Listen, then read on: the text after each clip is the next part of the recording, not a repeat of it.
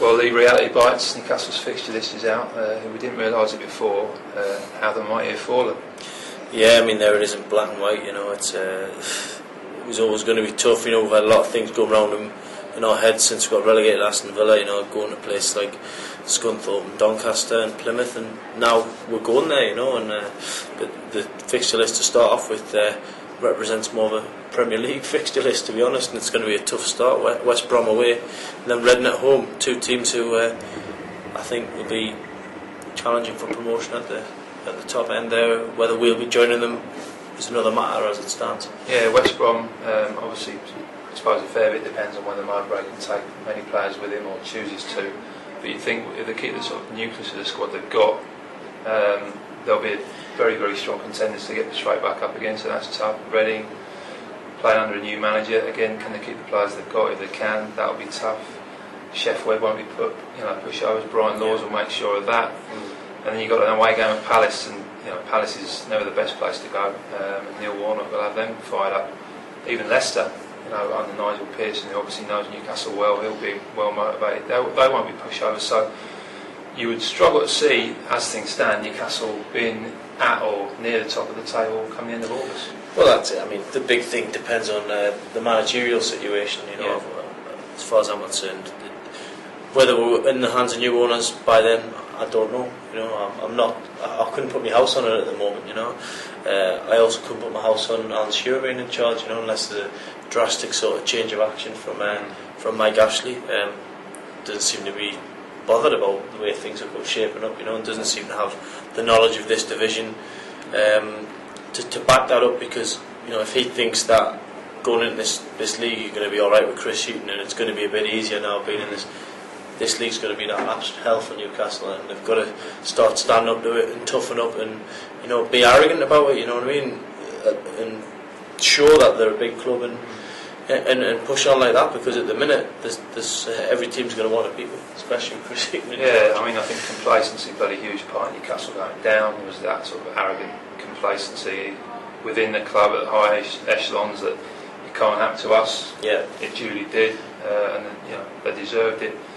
As you say, so much rests on Alan Shearer staying on as manager. And although we've started this chat off by suggesting that life wasn't quite as fashionable in the Championship, anyone who knows football will look at those fixtures and realise that there's not an easy one among them. It's going to be a battle every single week. Yeah. I think you've said before, teams are going to raise the game 10-20% when they come to Newcastle, and they'll raise it when Newcastle go to their ground. So I just think, even if you look into September, you've got Cardiff away, I think on a Saturday, and then Blackpool away on a Tuesday, which will be a disappointment for many Newcastle fans who might have fancied the weekend down there. Yeah, well, to be honest, they'll probably kill two birds with one stone, knowing the Newcastle fans go to Cardiff first. And stop off on the way back. But I mean, that's one thing we have got going for us is we're going to have tremendous support. Always the same, especially away from home. There's some grounds I believe Scunthorpe, I know for a fact, will struggle to get more than 1,000 tickets because every single person in Scunthorpe will want to be in that ground on that Tuesday night in October, because that is a big draw. It's like an FA Cup tie almost for them getting Newcastle United in the league, and that's going to be probably the biggest game in the history, other than maybe the playoff final. Yeah, I would say that. It's going to be hard for Newcastle fans getting tickets, and it's I don't know if you've ever been to Glanford Park. I have a few times. We're better than Terry's one. Yeah, well, there you go. It's not Wembley, is it? No, you couldn't call it Wembley. It's tidy. I'll give it that. It's tidy. But you look through the fixture list, there are grounds that will offer a decent away location, and I think definitely the old school of away fans that is going to follow them up and down the land this season. So I don't think they'll want for atmosphere or backing. The thing that really concerns me, Lee, is looking at that sort of key time around December, January, going into Christmas, and then the other side of Christmas and the New Year, you've got Borough, Sheffield away, Derby, Reading and West Brom. That looks a really key time. It looks a tough time for them.